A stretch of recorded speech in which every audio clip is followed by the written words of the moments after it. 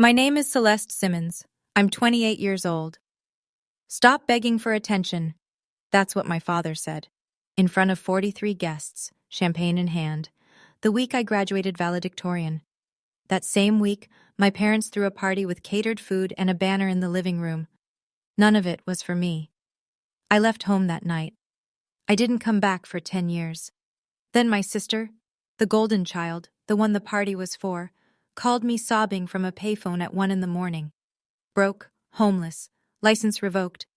What she confessed about our parents didn't just break my heart, it made my blood run cold. Before I go on, please take a moment to like and subscribe, but only if you genuinely connect with this story. Drop your city and local time in the comments. I'd love to know where you're watching from.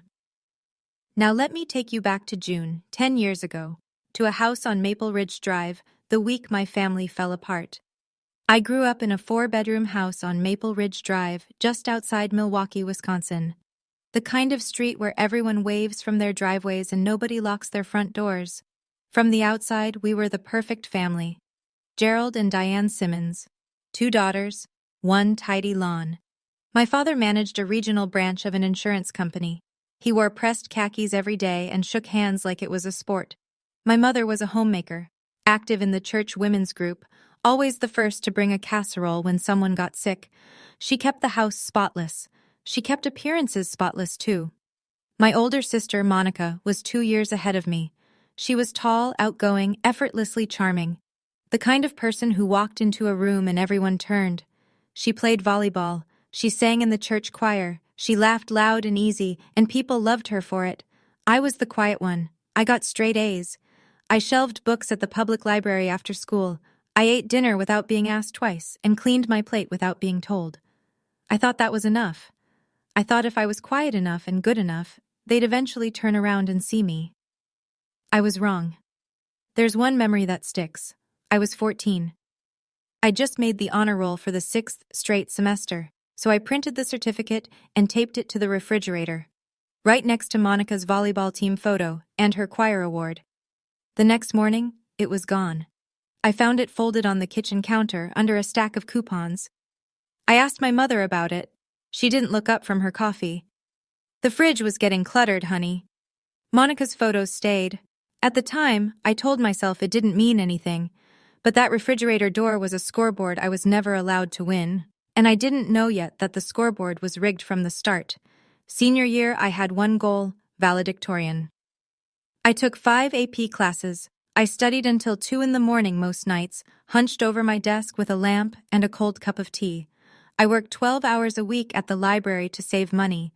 I wrote scholarship essays on my lunch breaks. None of it was loud. None of it was seen. That spring, the school counselor called me in and told me I'd earned the top GPA in my graduating class. I would deliver the commencement speech.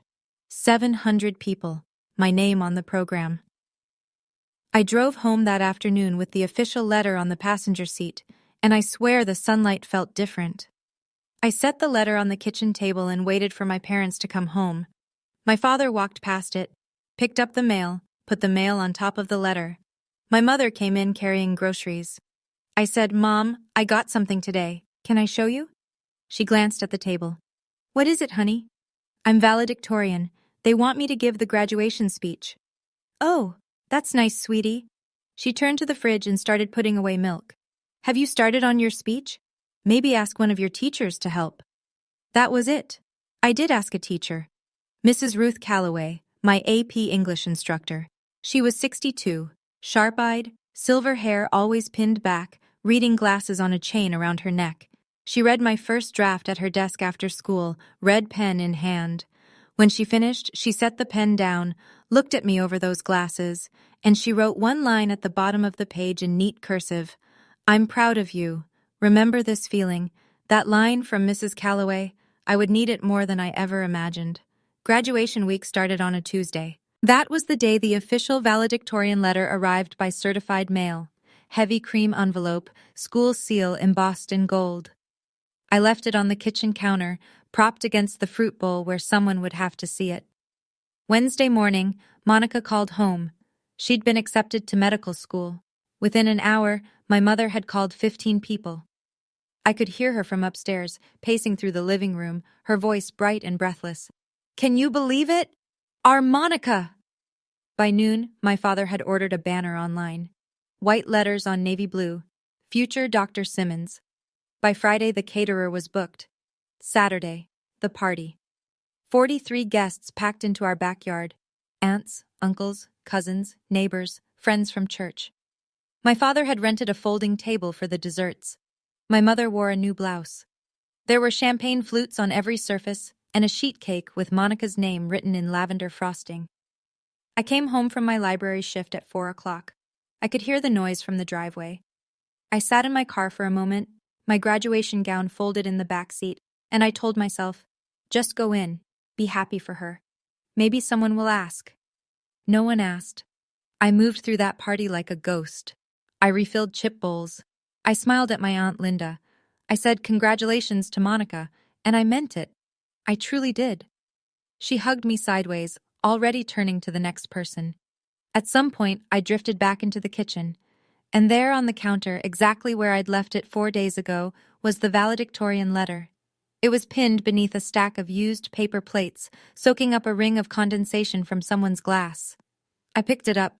The gold seal was smudged, and something inside me shifted. I walked back outside holding the letter. The yard was full. People were clustered around the dessert table, laughing, holding plates. My father stood near the grill with his arm around Monica, telling someone about the acceptance rate at her medical school. My mother was pouring champagne. I went to my mother first, touched her arm gently, kept my voice low. "Mom, I have some news too. I'm valedictorian." She looked at me, smiled quickly. "Oh, right. That's great, honey." Then she turned back to the champagne bottle and topped off a guest's glass. I stood there for 10 seconds, maybe 15. Then I tried again, louder this time, loud enough that the small group near the patio heard. "I also graduated this week. I'm giving the valedictorian speech on Monday." The yard didn't go quiet all at once. It went quiet in a ripple. A few heads turned.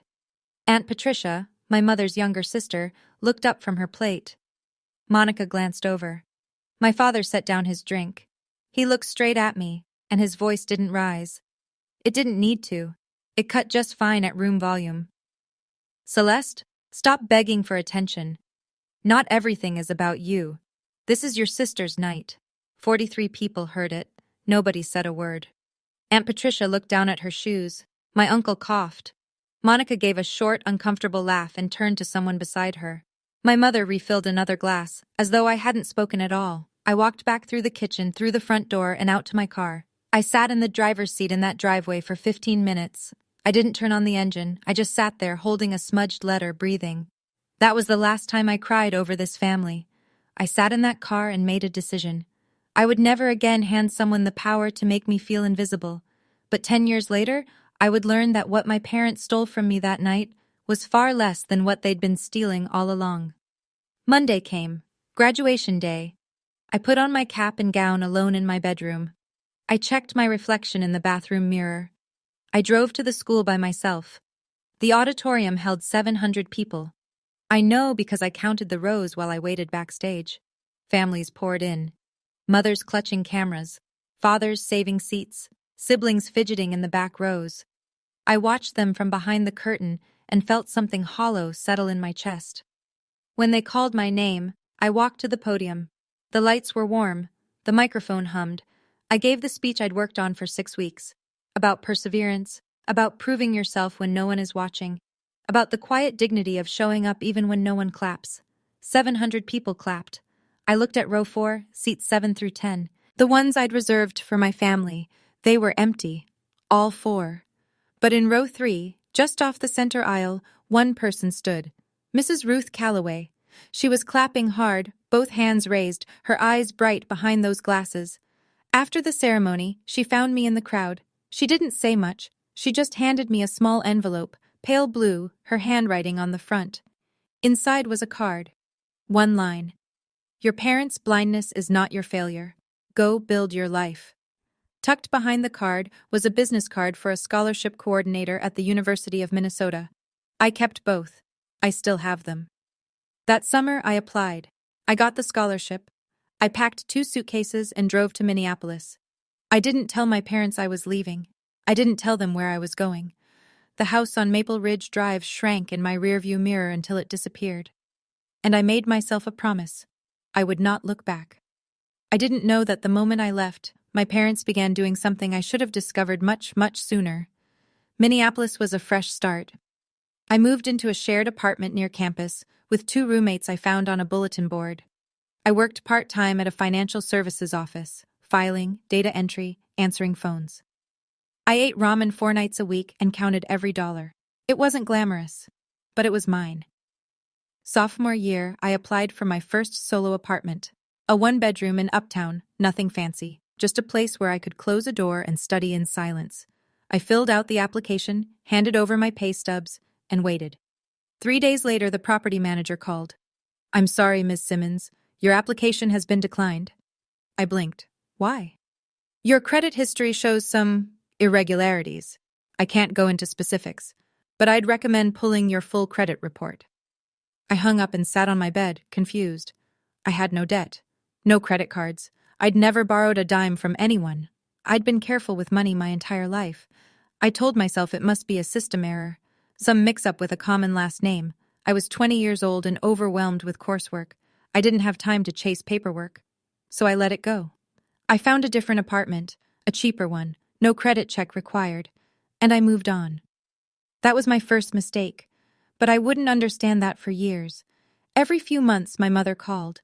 She always sounded the same, a little wounded, a little breathless, like she was reading from a script she'd rehearsed in front of the bathroom mirror.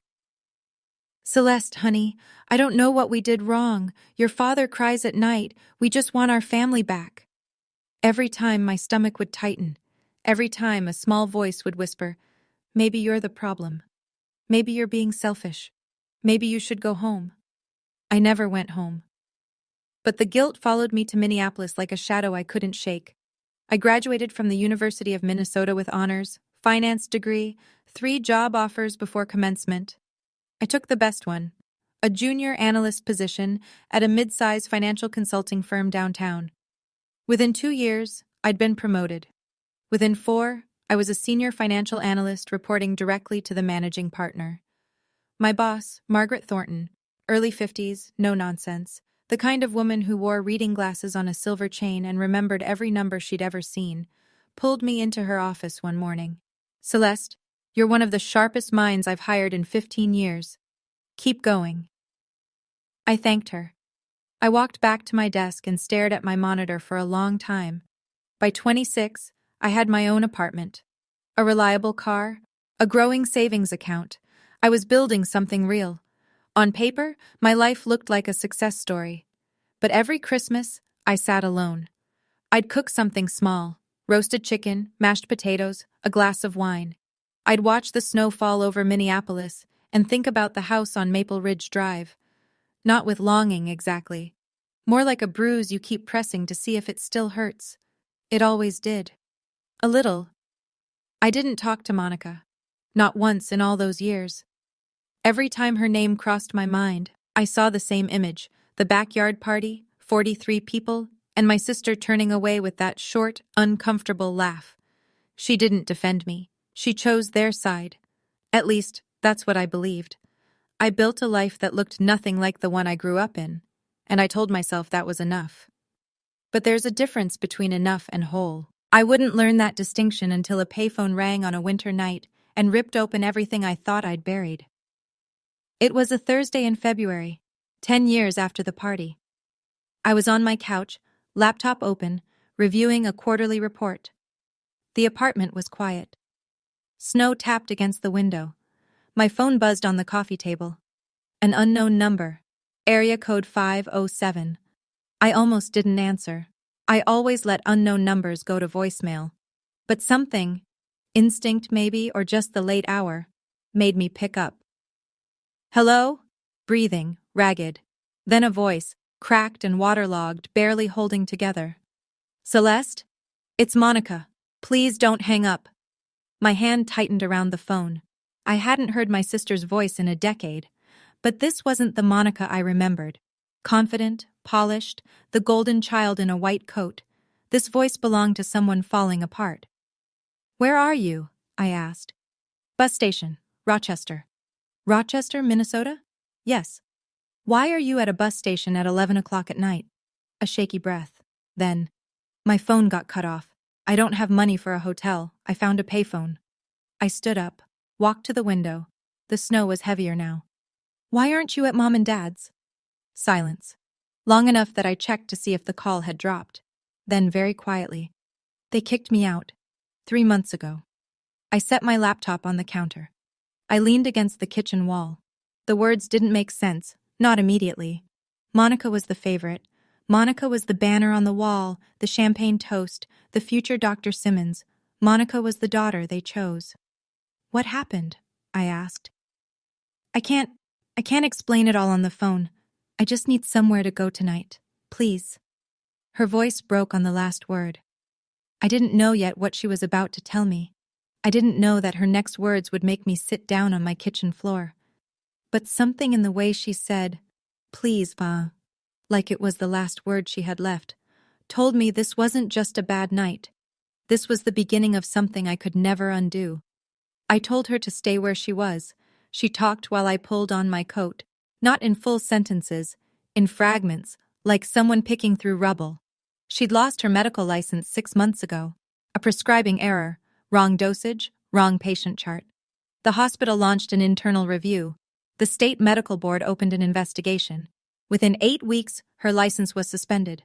2 months after that, it was revoked. "I was working 80-hour weeks," she said.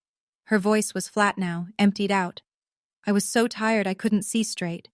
I made a mistake." I pulled my boots on, grabbed my keys. "Did you tell Mom and Dad?" "They found out before I did. Someone from the church knew someone on the hospital board. Dad called me before the letter even arrived." "What did he say?" She laughed, a short, brittle sound. "You know what he said? You know exactly what he said." I did, but I wanted to hear it. He said, "You've humiliated this family." I locked my front door. The cold hit my face. "And Mom?" Mom didn't say anything. She just stood behind him and cried, like she always does. After the license was revoked, Monica couldn't make rent. She'd moved back into the house on Maple Ridge Drive. Temporarily, she thought. But 2 weeks in, Gerald told her she needed to leave. "People are talking," he said. "We told the church you're traveling abroad." So they hid her. And when hiding her got inconvenient, they discarded her. "They loved me as long as I was useful, Celeste." Her voice cracked again. "The second I wasn't, I became you." That sentence landed somewhere deep. I didn't respond to it. I just started the car and pulled out of my parking spot into the snow. But that wasn't the worst thing Monica told me that night.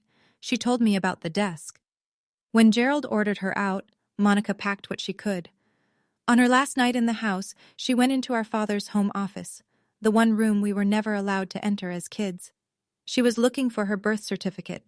What she found was a manila folder at the back of the bottom drawer, behind old tax returns. It was full of printed emails, she said, between Mom and Dad, going back 12 years. I was on the highway now, snow streaking through my headlights, the wipers beating time. "What kind of emails?" "About us, Celeste, about keeping us apart." My grip tightened on the wheel. She read me fragments from memory. Dad to Mom, dated the year I left. "If they talk too much, they'll compare notes. We can't let that happen." Mom to Dad, 2 years later. "Tell Monica that Celeste didn't want to come for Christmas. I'll tell Celeste that Monica is too busy." Year after year, holiday after holiday, birthday after birthday. 2 separate lies, told in 2 separate directions, designed to keep 2 sisters from ever sitting in the same room long enough to realize the truth. 12 years, Monica whispered. 12 years they made me believe you didn't care about me, and they made you believe I looked down on you." The highway was empty, just my headlights in the snow. "They played us like chess pieces, Celeste, and we never even knew we were on the same board." I drove in silence for a full minute. Then I said, "Is there anything else in that folder?" Monica's voice changed. It got smaller, careful. "Yes, and it has to do with money." My hands were steady on the wheel, but my heart wasn't. "Okay, I need to pause here for a second." If you were in my shoes right now, driving through a snowstorm at midnight, hearing all of this from the sister you haven't spoken to in 10 years, what would you do? Would you keep listening, or would you hang up? Drop a 1 in the comments if you'd keep listening, or a 2 if you'd hang up. And if you haven't subscribed yet, now is the time, because what comes next changes everything. Monica told me about the other papers in the folder. Behind the emails, in a separate plastic sleeve, there were photocopies of credit card applications. 5 of them. 3 in my name, 2 in hers. Each one opened within months of our 18th birthdays. Each one signed in a handwriting that wasn't ours. I never opened a credit card in my life, Monica said. I didn't even know these existed until I pulled them out of that drawer. I merged onto the exit ramp toward Rochester. The bus station sign glowed green in the distance. What were they used for? Tuition, car payments, the kitchen remodel, that new roof they put on 2 years ago. She paused. And the party, Celeste, the caterer, the champagne, the banner, all of it went on a card with your name on it. The total debt across all 5 accounts, over $110,000, split between 2 daughters who had never signed a single form. I thought about the apartment application. Sophomore year, the property manager's voice on the phone, "Your credit history shows some irregularities." I'd told myself it was a system error. I'd told myself it was nothing. It wasn't nothing. "That's why my credit was flagged," I said. Not a question. "Yes, that's why your credit was flagged." I pulled into the Rochester bus station parking lot. Through the glass doors, I could see a figure sitting on a plastic chair under fluorescent lights. One small suitcase beside her, head bowed. I turned off the engine.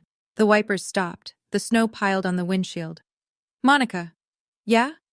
Do you still have those papers?"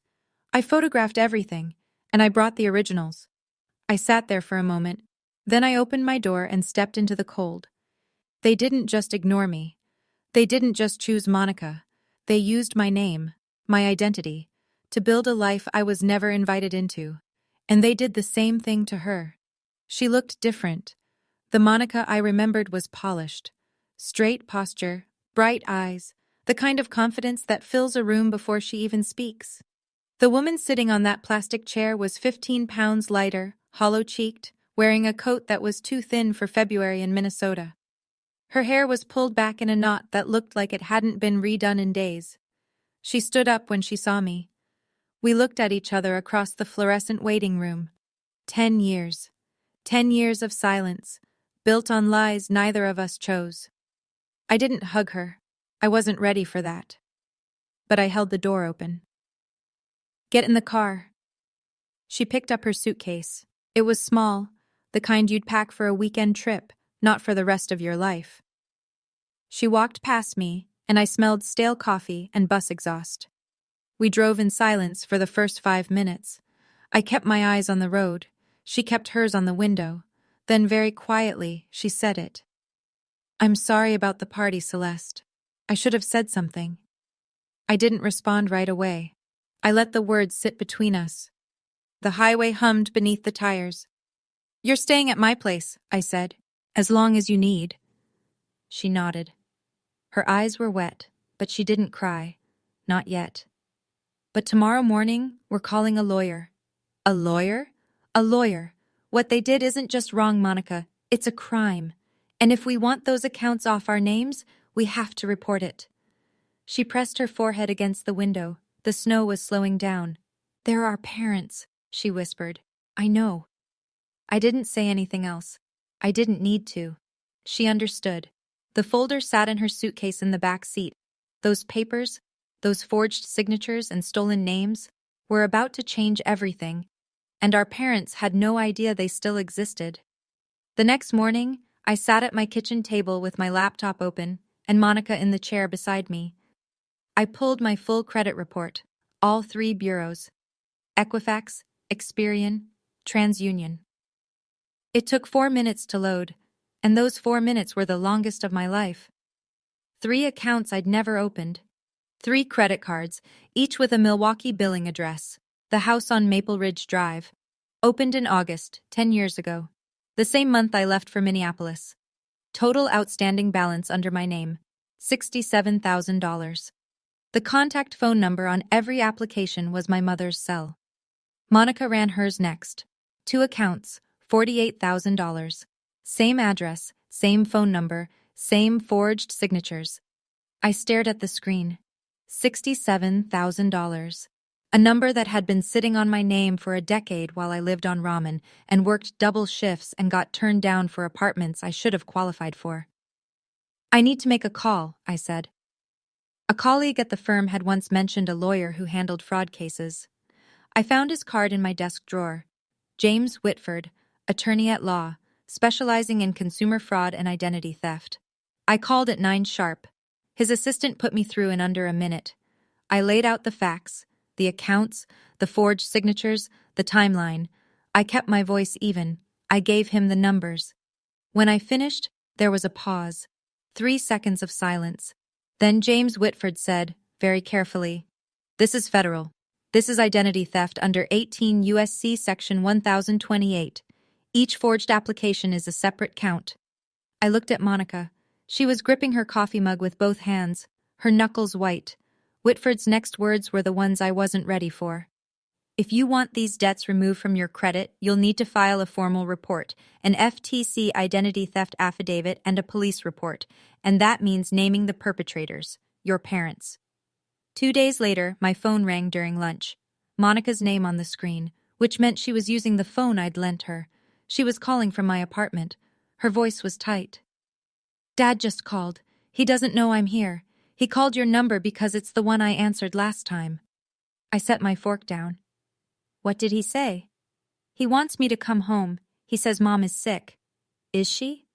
"She's not sick, Celeste.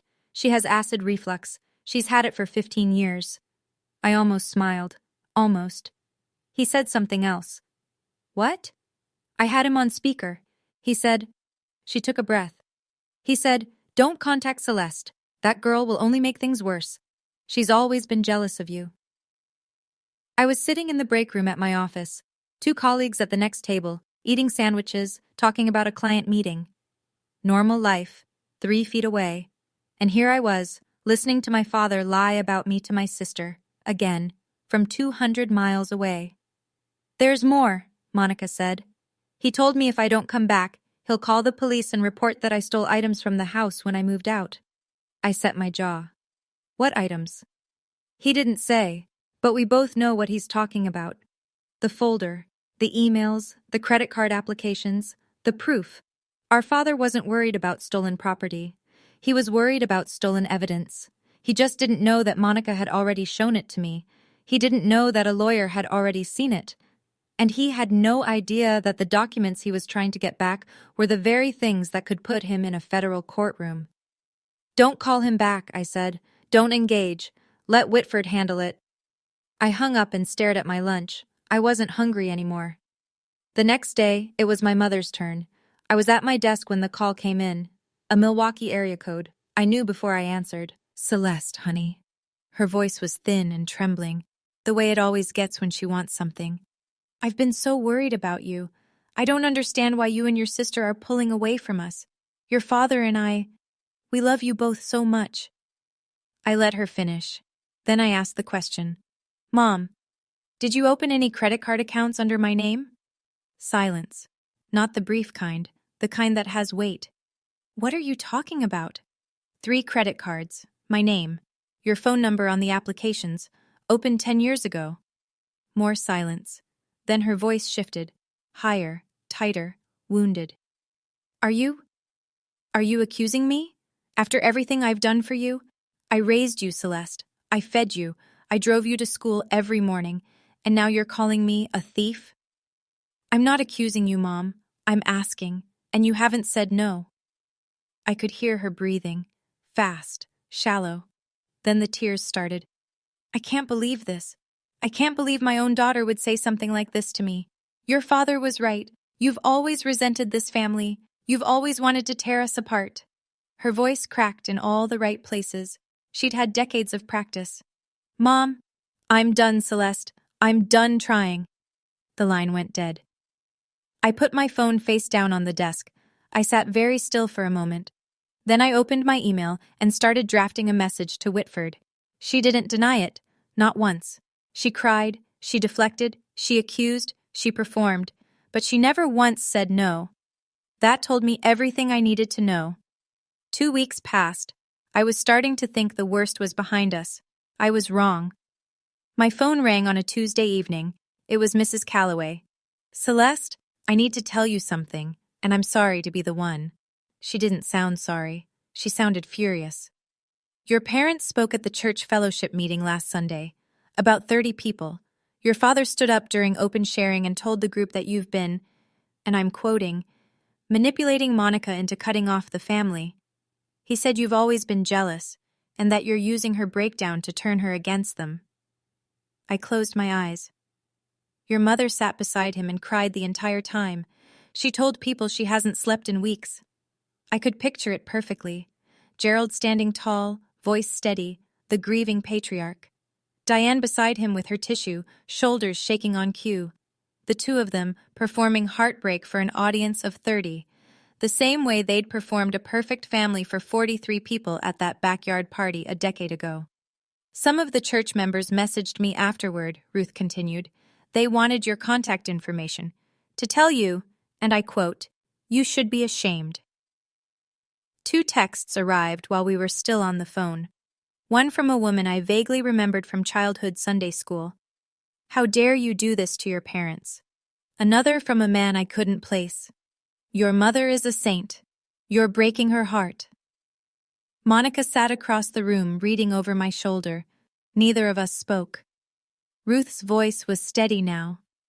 "Celeste, I've known your parents for 20 years. I've also known you. The truth always surfaces. Don't let them rewrite your story." I nodded, even though she couldn't see me. Then I picked up my phone and called James Whitford. "I'm ready to file," I said. "All of it." "Are you certain? Once we file, there will be a federal investigation. Your parents will know." "I'm certain." "Let me ask you something. Have you ever had someone twist the truth about you to people you cared about? Have you ever been painted as the villain in your own story?" Type yes or no in the comments. And if this story is hitting close to home, share it with someone who needs to hear it right now. Because here's where things start to unravel for my parents. And they never saw it coming. James Whitford's office was on the 7th floor of a glass building in downtown Minneapolis. Clean lines, quiet. The kind of place where serious things happen without anyone raising their voice. Monica and I sat across from him at a long conference table. Between us, 3 credit reports, photocopies of 5 forged applications, a stack of printed emails, and a timeline I'd written by hand on a legal pad. Whitford spread the documents out. He studied each one, turning pages slowly, making notes in the margin with a silver pen. He didn't rush. "The credit card applications were signed by someone other than the account holders," he said. "The contact information on every form belongs to your mother. The billing address is your parents' home, and the charges correspond to tuition payments, vehicle purchases, and home renovations. Expenses your parents directly benefited from." He looked up. "This is identity theft under 18 U.S.C. Section 1028. Each fraudulent application is a separate federal offense. Combined with the forged signatures, we're also looking at fraud and potentially wire fraud, depending on how the applications were submitted." Monica shifted in her chair. I could feel her hesitation. I understood it. These weren't strangers we were talking about. These were the people who drove us to school, who sat at the head of the Thanksgiving table, who told us they loved us, even when they didn't mean it. "But if we want the debts removed," I said, "this is the only path." "Correct. The credit bureaus require either a police report or an FTC identity theft affidavit to initiate a dispute of this nature. There's no other mechanism." Whitford slid 2 affidavit forms across the table, one for me, one for Monica. I didn't sign that paper out of revenge. I signed it because my name had been used without my consent, and I had every legal right to take it back. Monica picked up the pen. Her hand hovered over the signature line. Then she signed. 2 weeks after we filed, the ripples started. I didn't plan them. I didn't orchestrate anything. I went to work. I came home. I cooked dinner for Monica and me. I followed Whitford's instructions. Don't contact your parents. Don't discuss the case publicly. Let the process work. But in a community as small as the one my parents built their reputation in, truth doesn't need a spokesperson. It just needs a crack in the wall. Ruth Calloway was that crack. She didn't spread gossip. She didn't post anything online. But when people asked her, and they did, because Gerald's speech at the fellowship meeting had stirred up talk, she answered honestly. I've known Celeste since she was 14, she told Martha Greer, the church treasurer, over coffee. That girl has never been jealous of anyone. If Gerald and Diane want to talk about their daughters in front of the whole congregation, maybe they should tell the full story. Martha told her husband. Her husband mentioned it to the deacon. The deacon mentioned it to someone else. Then Aunt Patricia called me. I hadn't heard her voice since the party. 10 years. She'd been the one who looked down at her shoes when my father told me to stop begging for attention. She'd been silent then. She wasn't silent now. Celeste, I should have said something a long time ago. I'm sorry. What do you mean, Aunt Patricia? She was quiet for a moment. Then, I overheard your father once, years ago. He was in the kitchen with your mother, and he said, she cleared her throat. Open another one, Celeste never checks. I closed my eyes. I didn't understand what it meant at the time, she said, but I think I do now. And if you need someone to confirm what kind of people they are behind closed doors, I'm here. The wall was cracking, and my parents hadn't noticed yet. The last Sunday of that month, Gerald and Diane walked into church the way they always did, side by side, chins up, Gerald's hand on the small of Diane's back. They took their usual seats in the front row, but this time the seats around them stayed empty. People filed in, nodded politely, sat 2 rows back, 3 rows back. Nobody chose the spot next to Gerald. Nobody leaned over to ask Diane how she was doing. The fellowship that had once revolved around them quietly rearranged itself, not with hostility, but with distance. The pastor, Reverend Alan Marsh, didn't name anyone. He never did. But his sermon that morning was about truth, accountability, and the sacred trust between parents and children. He quoted Proverbs. He spoke about the weight of deception carried inside a household. He looked out over the congregation and said, a family built on secrecy will eventually be undone by the very secrets it keeps. Gerald stared straight ahead. His jaw was tight. Diane pressed a tissue to her face.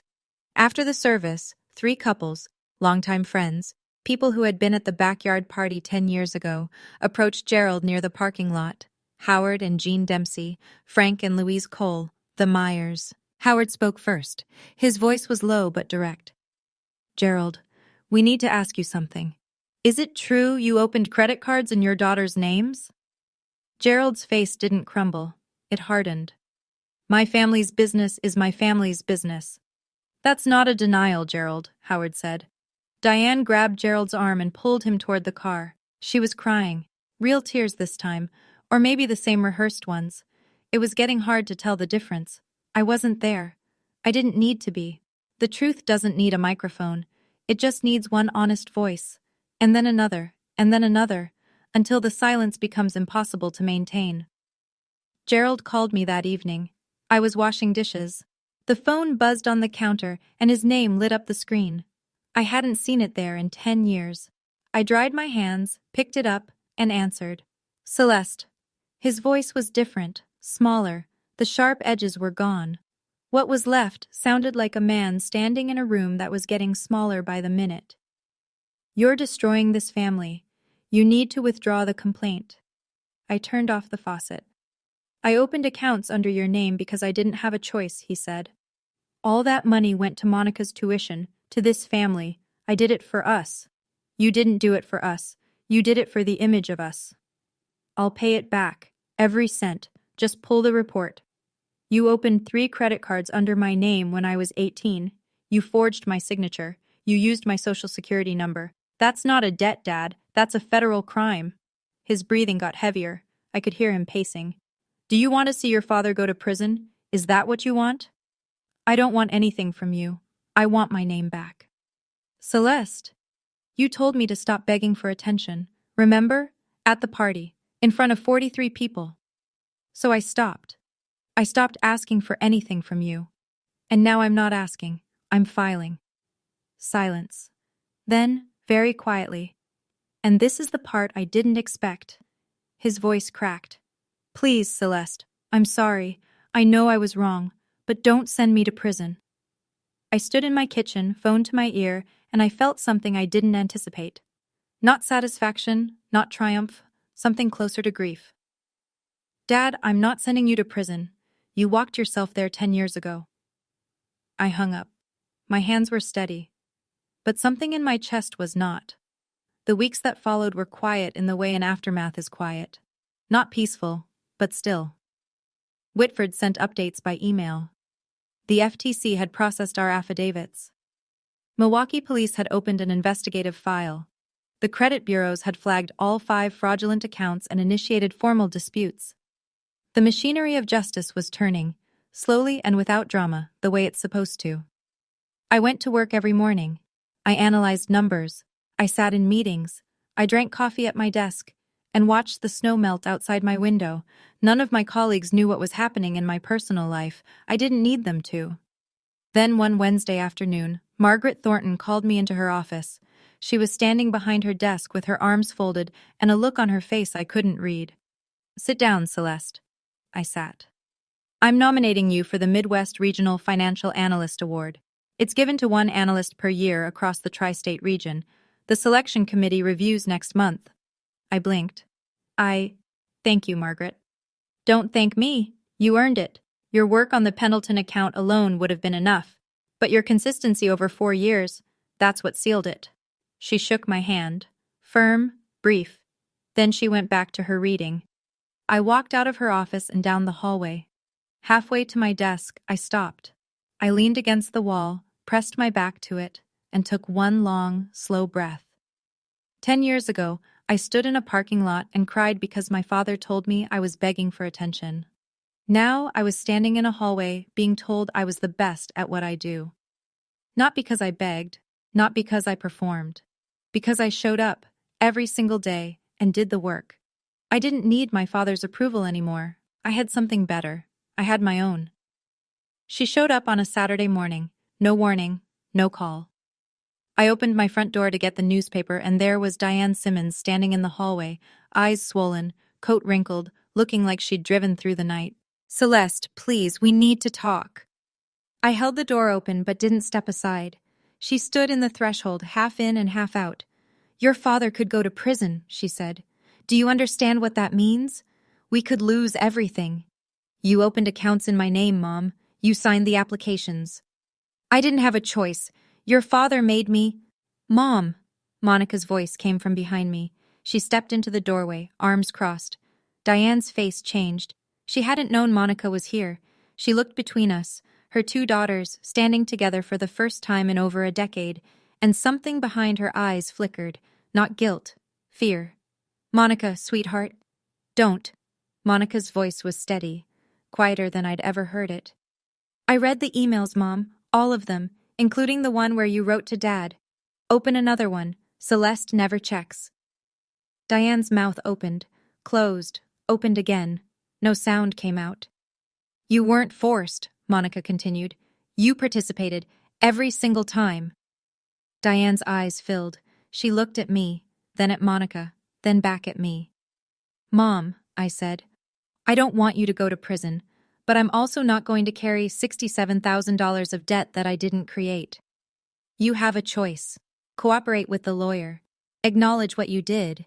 Negotiate a resolution. Or wait for the federal investigators to come to you. She stared at me. Her lip trembled. Then she turned, walked down the hallway, and disappeared down the stairs without another word. Monica closed the door. We looked at each other. She'll tell Dad, Monica said. I know. Then what? Then they decide. That's their choice now, not ours. It took 3 weeks. Whitford called on a Friday afternoon. I was at my desk, mid-report, when his name flashed on my screen. They've retained counsel, he said. Their attorney reached out this morning. They want to negotiate. I leaned back in my chair. Through the window, the first green of spring was starting to push through the Minneapolis skyline. What are they offering? full acknowledgement of the fraudulent accounts, restitution of all outstanding balances, $115,000 including accrued interest, paid through a structured repayment plan. In exchange, they're requesting that you and Monica support a plea agreement rather than pushing for a full federal prosecution.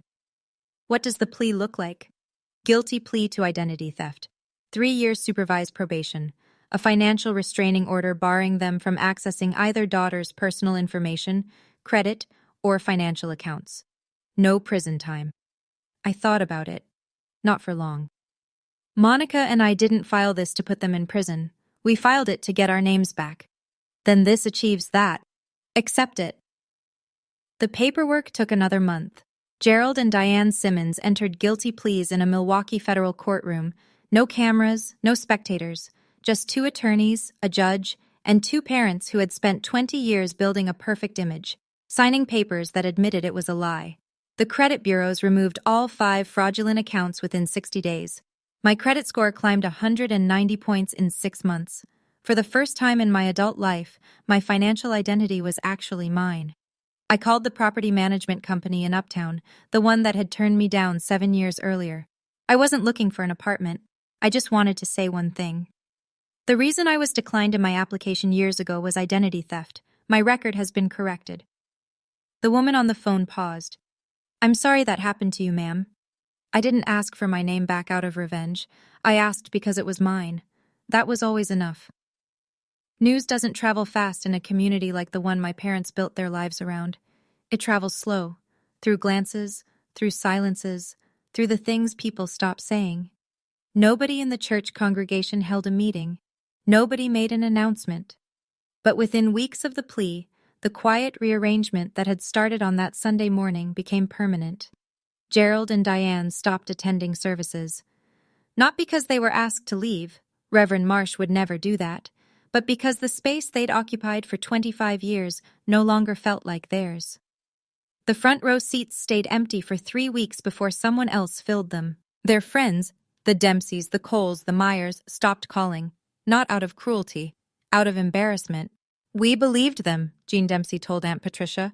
For 10 years, we believed every word. Patricia kept me informed. Short phone calls once a week. She didn't editorialize. She just told me what she saw. Your father put the house on the market, she said one evening in late spring. They're using the equity for the restitution payments. They're moving into a 2-bedroom rental on the south side. I sat with that for a moment. The house on Maple Ridge Drive, the tidy lawn, the refrigerator with Monica's photos, and my vanished honor roll certificate. How is he? I asked. I didn't know why I asked. He's quieter, Patricia said. Your mother, too. They don't go out much. Thank you for telling me, Aunt Patricia. Of course, sweetheart. I hung up and stood at my kitchen window. The trees along my street were starting to bloom. He spent his whole life building an image, and in the end, the truth didn't demolish it. It just turned the lights on, and the people around him finally saw what had always been there, and looked away. Monica lived with me for 3 months. I won't pretend those months were easy. We were 2 women in their late 20s, sharing a 1-bedroom apartment, carrying 2 decades of damage we were only beginning to understand. There were good nights, cooking together, watching old movies, laughing at things that probably weren't that funny. And there were bad nights. One evening in March, I said it, the thing I'd been holding since the party. Why didn't you say something that night? When Dad told me to stop begging, you just laughed. Monica put down her fork. She looked at the table for a long time. Because I believed him, she said. I thought you were being dramatic.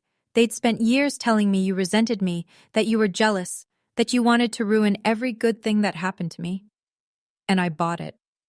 All of it. For 10 years? For 10 years. We sat in silence. The heater clicked. I'm sorry, Celeste. I don't know how to make it right. You don't have to make it right. You just have to be honest.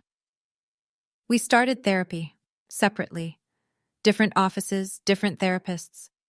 Monica worked through the pressure of being the golden child, the impossible weight of a role she never chose. I worked through the invisibility, the guilt, the years of wondering if I was the problem. Monica found a job in April, a community health outreach coordinator at a nonprofit clinic. She used her medical knowledge without needing a license. The pay was modest. She didn't care.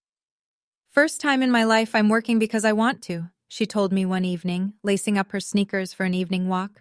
"Not because Dad needs a doctor in the family portrait." By May, she'd moved into her own apartment, 15 minutes from mine. Healing isn't a straight line. Some nights we argued. Some nights we just sat together in silence. Both were necessary. The award ceremony was held at the Grand Marquette Hotel in downtown Minneapolis. A ballroom with tall windows, white tablecloths, and 200 people from financial firms across the Midwest. I wore a navy dress I'd bought for the occasion. Simple. Professional. I arrived alone, checked in at the registration table, and took my seat near the front. When I looked at row 3, just off the center aisle, I saw two faces I didn't expect, Monica, and beside her, Ruth Calloway.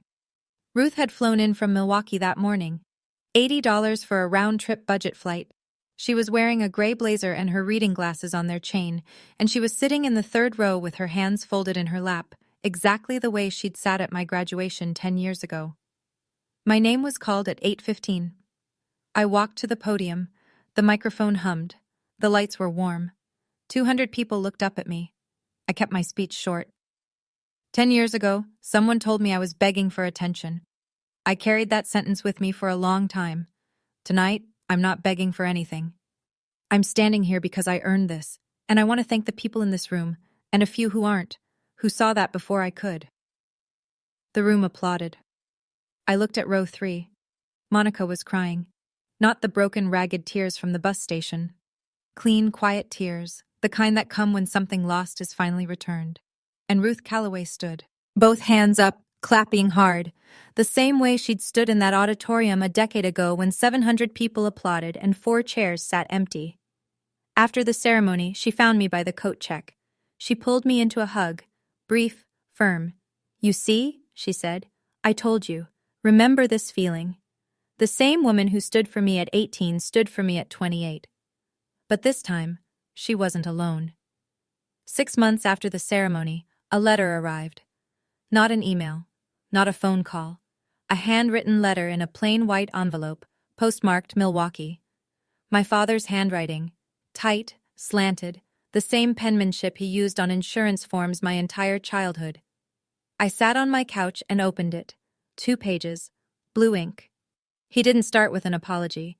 He started with an explanation, or something close to one. He wrote about growing up poor in a town where nobody had anything, about dropping out of his first year of college because he couldn't afford it, about filing for bankruptcy at 30 and the shame that followed him like a second shadow. I thought if this family looked perfect, then maybe we would be. I thought if people saw Monica in a white coat, they'd see me as something more than a man who went broke at 30. I was wrong. I built a house on lies and I told myself it was love. Then he wrote this. "I know I was wrong about you, Celeste. I don't expect you to forgive me. I'm not asking for that. I just want you to know. I see you. I should have seen you a long time ago. I see you now. It's late, but I see you." I read the letter twice. Then I folded it, put it back in the envelope, and placed it in the top drawer of my nightstand. I didn't write back. I sat by the window for a while. The sun was going down over Minneapolis, painting the sky in shades of copper and gray. I thought about the refrigerator on Maple Ridge Drive, the vanished certificate, the smudged gold seal under a stack of paper plates. He finally saw me, but I no longer needed to be seen by him. That's the difference 10 years makes. I didn't close the door on my father that night, but I didn't open it either. I just let it be, neither locked nor wide. A boundary, not a wall. The distinction matters. So here's where I am now. I'm 28. I live in a 1-bedroom apartment in Minneapolis with a small balcony that overlooks a row of elm trees. In the fall, they turn gold. In the spring, they fill the street with that soft green light that makes everything feel possible. My credit score is the highest it's ever been. I'm saving for a down payment on a house, a real one, with my name on the deed and nobody else's. I go to work every morning at a job I love, for a boss who tells me I'm sharp instead of telling me I'm too much. Monica lives 15 minutes away. We have dinner together every Thursday, not because someone told us to, but because we want to. Sometimes we cook. Sometimes we order Thai food and eat it on our couch with a movie playing in the background. We don't talk about our parents every time, but when we do, we talk honestly. That's new for us. It's still hard. It's getting easier. Monica calls our father once a month, short, polite, careful. She sets a timer on her phone, 15 minutes, no more. She says it's enough for her. I respect that. I don't judge it. Everyone draws the line where they need to. I don't call him. I don't call my mother. The letter sits in my nightstand drawer, still unanswered. Every Christmas, Ruth Calloway sends me a card. Last year she wrote, "Still proud, always proud." I stuck it to my refrigerator with a magnet, and this time, nobody took it down. My family doesn't look like the one I grew up in. It's smaller, it's quieter, and it's entirely mine. There's a freedom in that. A strange, hard-won, imperfect freedom. The kind you only find after you stop waiting for someone else to hand it to you. If you ask me what I learned, and I know that sounds like the part of the story where someone gets preachy, so I'll try not to. I'd say this. First, if your family only loves you when you're useful to them, that's not love. That's a transaction, and you are allowed to walk away from a deal you never agreed to. Second, setting a boundary is not betrayal, it's not cruelty, it's not selfishness. It is the most basic act of self-respect a person can perform, saying, "This is where I end and where you begin." I spent 18 years with no boundaries and 10 more years learning how to build them. I wish someone had told me earlier, you don't need anyone's permission to protect yourself. Third, if you graduate top of your class and nobody throws you a party, throw your own. Buy yourself a cake, light a candle, sit with it. You earned that moment, and no one else's silence can take it from you. And fourth, this is the one that took me the longest to understand. If someone tells you stop begging for attention when you're sharing something you're proud of, the problem is not that you're too much. The problem is that they are offering too little. And that gap is not yours to fix. I'm not telling you what to do with your family. I don't know your story. I don't know your parents, your siblings, your history. But I know this. The people who are supposed to love you should not be the ones who make you feel invisible. And if they do, you are not obligated to stay in the room. Setting a boundary is not abandoning your family, it's refusing to abandon yourself. That's what I learned, the hard way, over 10 years, and I'd do it all again. I started this story with a girl, 18 years old, sitting in a parked car in her parents' driveway, holding a smudged letter, crying in the dark, while 43 people laughed and clinked glasses in the backyard behind her. I'm 28 now. I don't cry over them anymore. Not because I don't feel anything. I feel everything. I feel the weight of what was lost and the relief of what was found. But I've learned the difference between tears that heal you and tears that keep you small. I don't waste mine on people who never earned them. My father told me I was begging for attention. He was wrong. I wasn't begging for attention. I was asking to be seen by the people who were supposed to see me first. And when they refused, I learned to see myself. That's not a Hollywood ending. There's no dramatic courtroom scene, no tearful family reunion on a porch somewhere. Some stories don't end with a hug. Some stories end with a woman standing in her own apartment, hanging a card on her own refrigerator, and knowing, for the first time, that she's enough. If you're out there right now, and you're the one your family forgot, the quiet one, the good one, the one who did everything right and still got overlooked, I see you. Your story matters. Don't let anyone tell you otherwise. Dad said I was begging for attention. He was wrong. I was asking to be seen. And now I see myself. Thank you for staying until the end. If this story meant something to you, drop a comment and tell me. What boundary did you set that changed your life? I read every single one. If you want more stories like this, hit that subscribe button and check the description for our latest video. And remember, you don't need anyone's permission to be proud of who you are. I'll see you in the next one.